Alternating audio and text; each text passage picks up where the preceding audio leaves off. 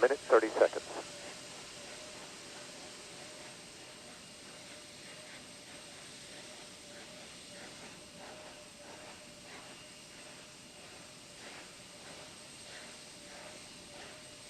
Sound suppression water system now being armed for release. Confirmation we have 3 main engines ready for ignition.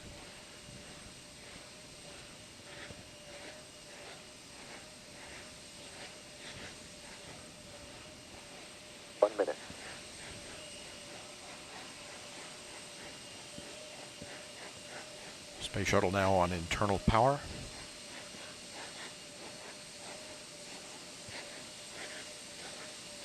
Liquid oxygen and liquid hydrogen fill and drain valves are closed. Solid rocket booster flight data recorders are activated. And the handoff to Atlantis' onboard computers. Atlantis now in control of the countdown. 20. Firing chain is armed. Sound suppression water system activated. T-minus 10, 9, 8, 7, 6, 5, 3, 2, 1, 0.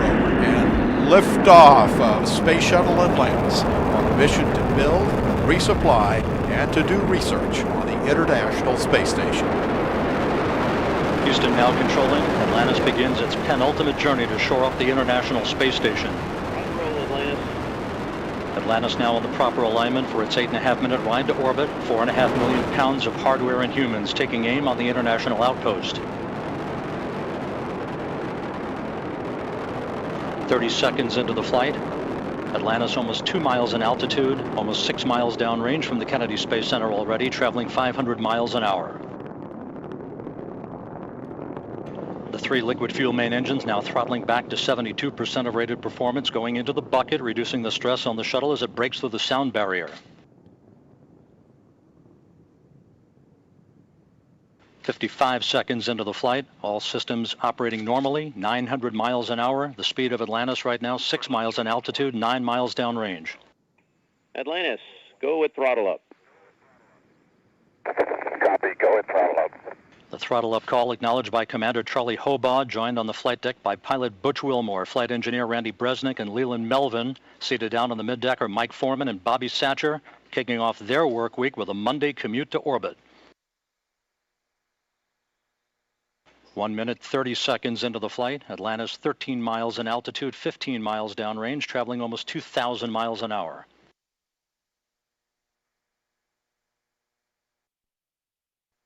Three good auxiliary power units, 3 good fuel cells, 3 good main engines.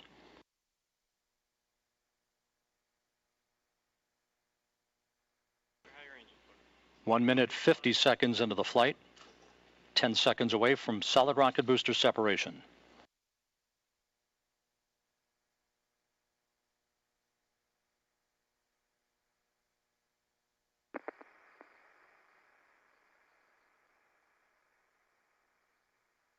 Booster officer confirms staging a good solid rocket booster separation. Guidance now converging. Atlantis steering into the center lane of Highway 129 en route to the International Space Station. 2 minutes, 20 seconds into the flight, 34 miles in altitude, 48 miles downrange. Atlantis traveling 3,200 miles an hour.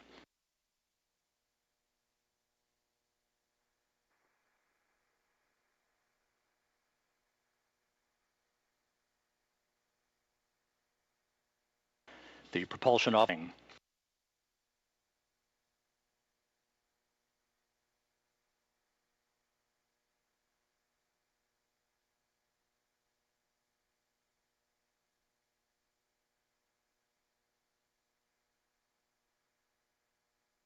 Three and a half minutes into the flight, all of Atlantis' systems functioning by the book.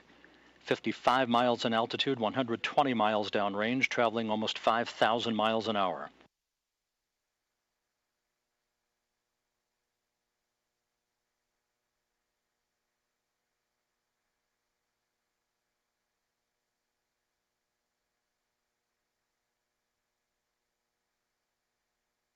Atlantis, negative return.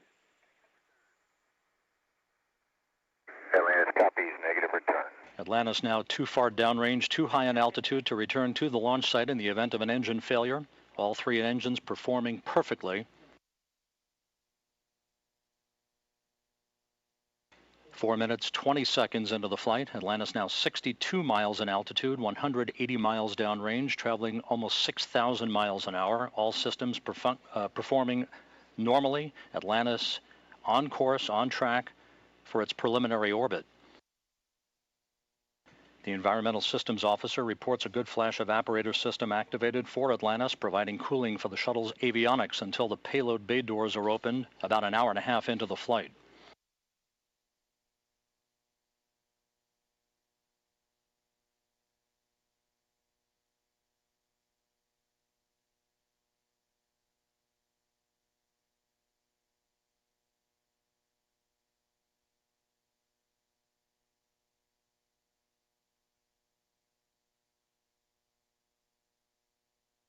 Atlantis, press to ATO. Copy, press to ATO. That call up from Capcom Chris Ferguson indicating that Atlantis can now make minimal orbital altitude targets in the event of an engine failure. However, all three engines continue to perform normally, as do the auxiliary power units and the three power-producing fuel cells. 5.5 minutes into the flight, Atlantis now 67 miles in altitude, 312 miles downrange, traveling almost 8,000 miles an hour. Frankfurt, single engine ops 3.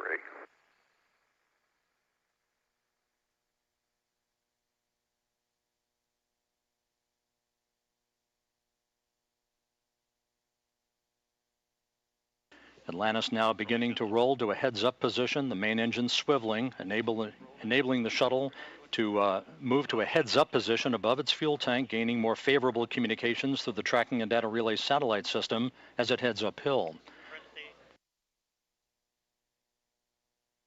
Atlantis, press to MECO, single engine Zaragoza 104. Press to MECO, single engine Zaragoza 104. That call from Capcom Chris Ferguson to Commander Charlie Hobaugh indicating that Atlantis can make normal orbital cutoff targets in the event of an engine failure. Go for the pitch. Okay, nominal shutdown, go for plus X, go for the pitch.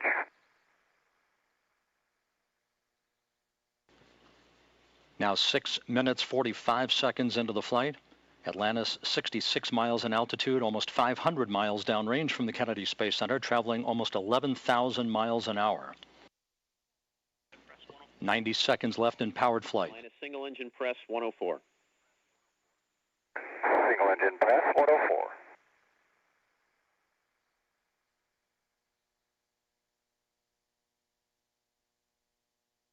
Coming up on the 7.5 minute mark into the flight, the main engines will once again be throttled down to limit the stress on the shuttle and its 6 crew members to that of 3 times the effect of gravity. Atlantis approaching a speed of more than 4 miles a second. At the time of main engine cutoff, a minute from now, Atlantis will enter its preliminary orbit at a speed of 5 miles a second.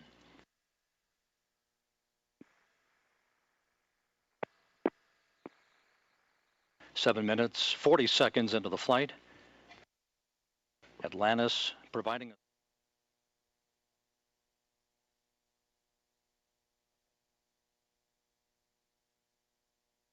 8 minutes, 10 seconds into the flight.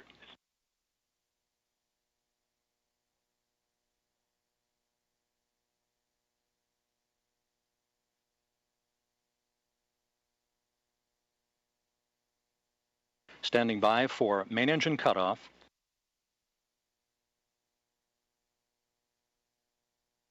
Main engine cutoff confirmed by the booster officer, standing by for external tank separation.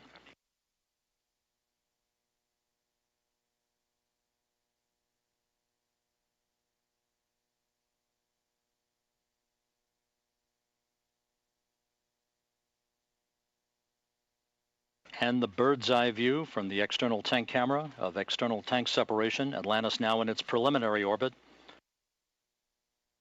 Commander Charlie Hobaugh will now maneuver Atlantis so that cameras embedded in the shuttle's umbilical well can perform photography of the discarded external fuel tank. And Mike Foreman and Leland Melvin are about to use digital still and video cameras to capture handheld imagery of the tank for downlink a few hours from now.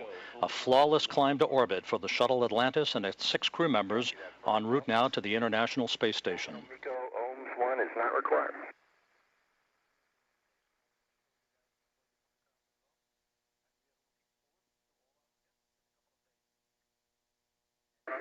Fergie will meet you in the post, ohms 1. And we'll see you there, Scorch.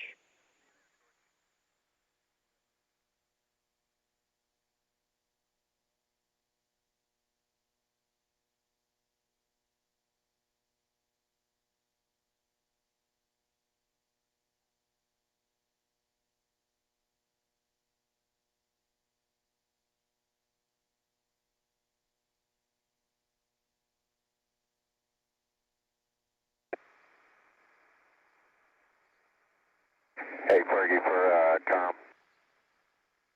Go ahead.